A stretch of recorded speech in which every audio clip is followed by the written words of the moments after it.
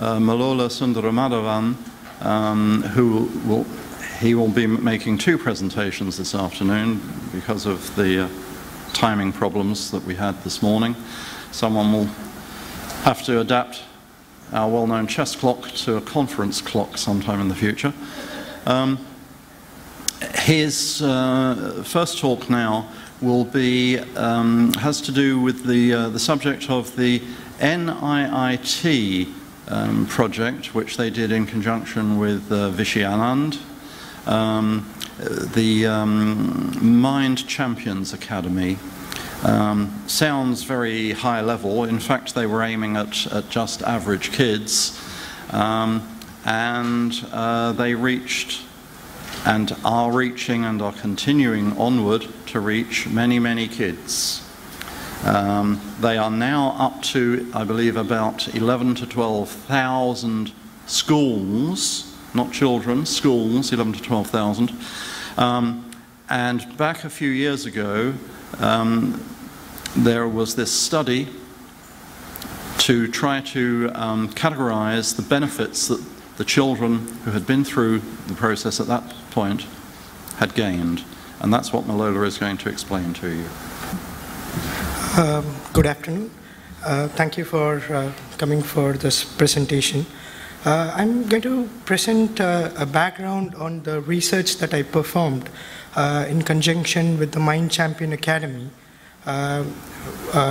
which originally built the Chess in Schools program in 2002 with an idea to reach 1 million children to initiate a first contact chess program.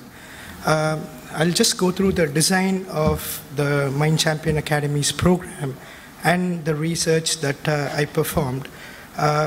Basically, we wanted to understand if chess really impacts children and what could be possible ways of representing it in terms of, what are all the tangible things which we can present to show that chess really impacts children. So this is one example of the research that was performed. I'll just give you a brief outline for the talk. Basically, we want to give a perspective of chess in schools, which we originally had in 2002, and give the context of chess in Indian parlance, especially considering the academic interest in India and how chess is aligned in India, and how the academics is aligned in India as well. We need to consider the education system in India and the cultural pitting in which the whole chess actually functions. And the next is the research summary that I have performed. So that talks in terms of all the educational research methods that I've deployed, and I'll just give a brief overview of why I did what I did to just give a relationship that chess can benefit children in so many ways, and these are some of the areas where there is clear evidence that chess has facilitated some unique learning experience. So that's exactly what the day's talk is going to be.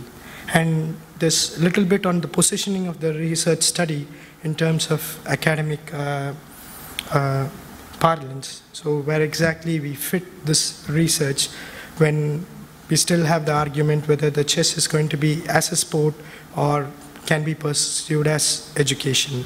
So I take a stand in this presentation to promote chess in terms of education than in sport, because the way federations work is they have a clear mandate to promote chess as a sport. But this whole funding was sought by an academic institution, so we wanted to study chess from an academic perspective. So, yeah, that's why the fundamental belief we have is why chess in schools is more driven towards the academic benefits. And how do we do it is we want to understand the temperament of children and how that aligns towards the Chess in Schools program. That's what we pretty much studied during the 2 years. And we try to quantify the complete learning experience that people had, especially children, and especially the teachers they had in terms of the learning experience and how they shared their experience. And we were trying to create a framework to document all these observations. So basically we refer to 3 important observations in chess prior to starting our work. One is the study that was published in some of the Kasparov's chess book, which coined the Russian study on the benefits of chess. So this is just reproduced from there. And likewise, the American research shows like the 8 critical skills central for the academic interest. So these 2 studies. And third information is chess in India is actually nurtured as a sport, and that's the only country which has a national championship for under 7, where the rest of the world has under 8. So there's a lot of proactiveness. They have a year's time of preparation and also experience of failing, so that like when they play the under 8, they are like, they have an upper hand over the rest of the players because they have already played a national championship, played serious events. So that's one reason why India used to have like more golds in more world champions within the juniors sector. But of course, not many people like have gone from being world champions to like professional chess players because of the academic interest that's vested within the culture of India. And one other system that I wanted to highlight was the UK's Giga Final system, which was similarly reaching a big set of people. So I wanted to compare the Giga Final system with the NIIT system because the holistic experience that the NIIT system offers was not just training, and it also had a similar system like the Giga Finals, where they were playing chess in zonal areas, and finally there was a tournament known as a Chess Master, where there was a Giga Finalist champion, which is like similar to that system. So one important thing that we wanted to understand in terms of like temperament in children is we wanted to compare how chess is in schools. Basically, we understood that a lot of proactiveness is built in chess because of the way the game is designed. You need to think before you place a move, and although a lot of things are done after you make a move in terms of post-mortem analysis, most of the thinking is organized before the move.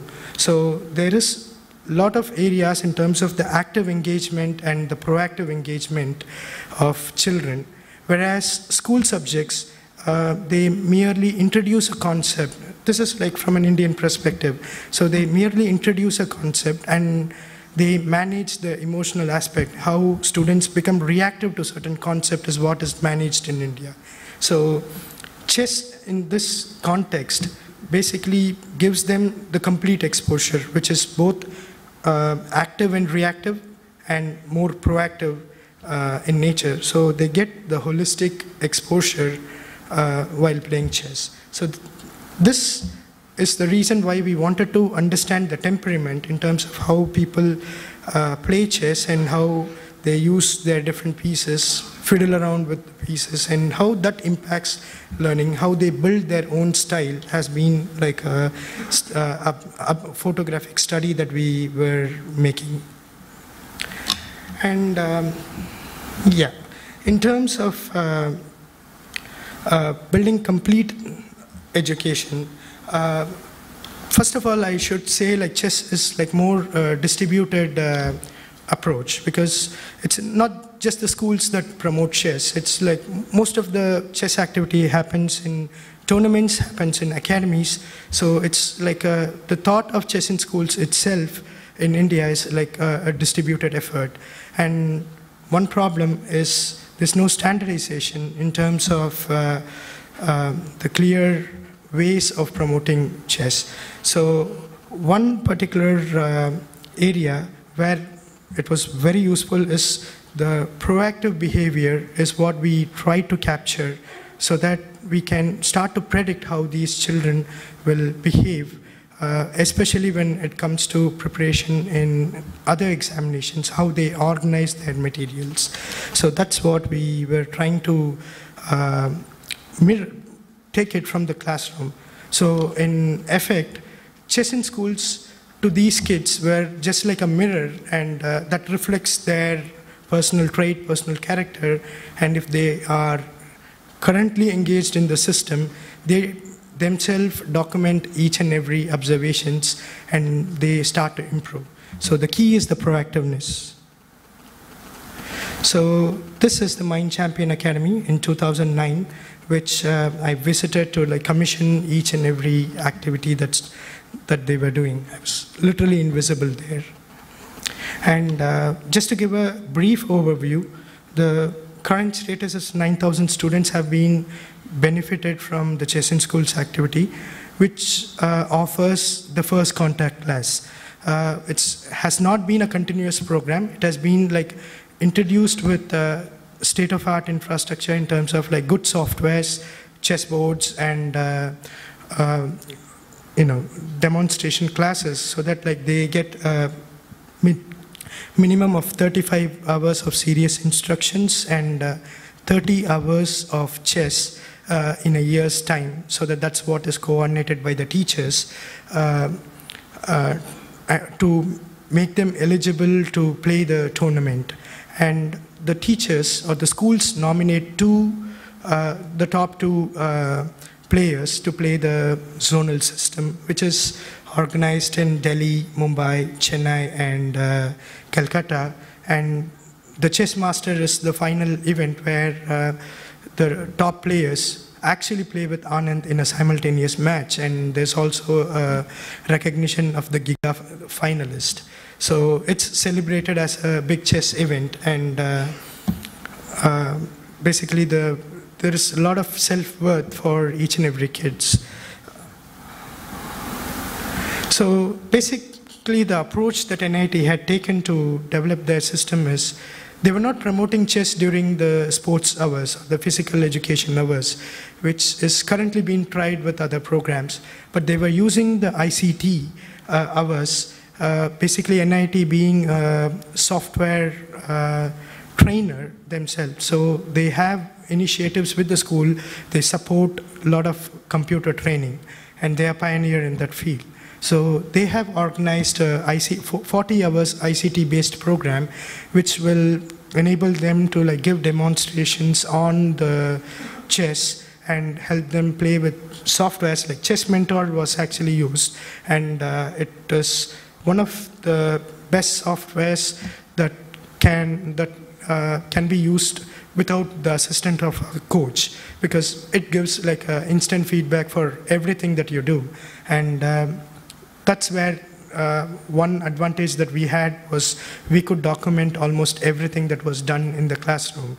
And even if it was 8,000 students in the study, we could still like get the details in terms of their logins, and it was pretty much, the information was there. So let me get to the details of the impact study, because this is like critical bit that I have worked, so I have a better visibility on this. So the background of the research study was like we wanted to basically understand whether chess impacts education in the academic form, so that we wanted to involve the Ministry of Human Development, so that we can make chess, we can offer the same MCA program as a national curriculum,